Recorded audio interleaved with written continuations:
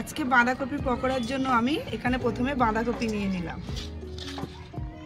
তারপরে কিছু পেঁয়াজ কুচি নিয়ে নিলাম, একটা টমেটো কুচি আর কিছু কাঁচা লঙ্কা কুচি করে নেওয়া। এক বাটির একটু কম বেসন নিয়েছি, ছোট একটি বাটির এক বাটি চালের গুঁড়ো নিয়েছি, স্বাদ মতন লবণ, সামান্য হলুদ দাও, ভাজা মশলা নিয়েছি। ভাজা মশলার মধ্যে রয়েছে জিরে, গোলমরিচ, ধনে আর শুকনো লঙ্কা। তারপরে কিচ্ছু দেব না, আর এক চিমটি খাবার সোডা দিয়ে দিয়েছি। তারপর মেখে নাও। ভালো করে আমি এটা চালের গুঁড়ো আর বেসনের সঙ্গে মাখিয়ে নিচ্ছি।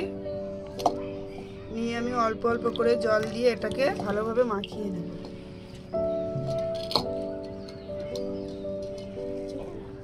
খুব ভালো, খুব ভালো। আমি করব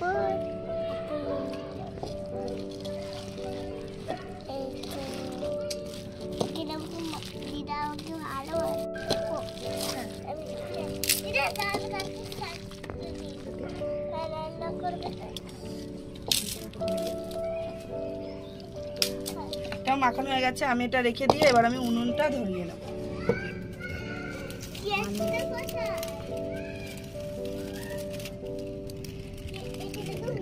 উনুনটা ভালোভাবে ধরে গেছে, এবার আমি কড়াইটি বসিয়ে দিলাম।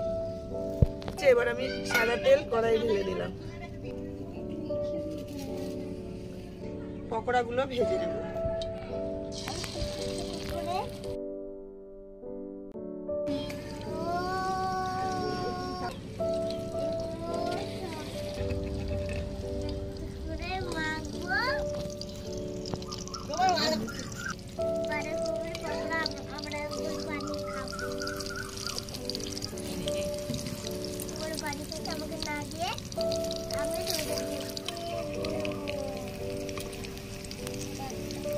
দেখুন বন্ধুরা কত সুন্দর হচ্ছে,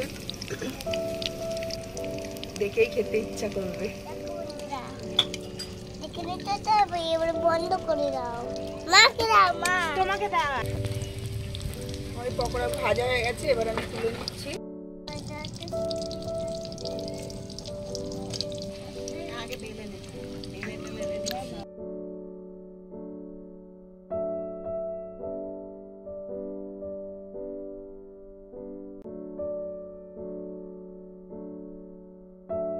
দেখুন বন্ধুরা কত সুন্দর পকোড়াগুলো আমার লাল লাল করে ভাজা হয়ে গেছে।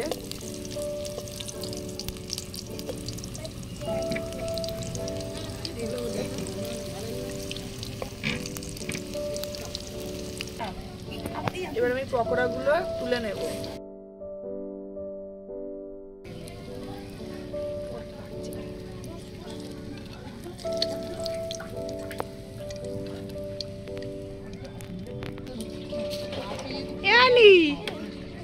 কি রান্না হয়েছে? খেয়ে একটু বলো কেমন হয়েছে। সস দিয়ে দেখুন বন্ধুরা আমার বাঁধাকপির পকোড়া হয়ে গেছে, আমার মেয়ে টেস্ট করে তোমাদেরকে বলবে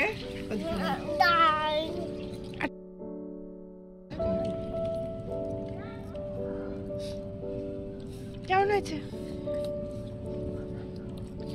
দারুণ।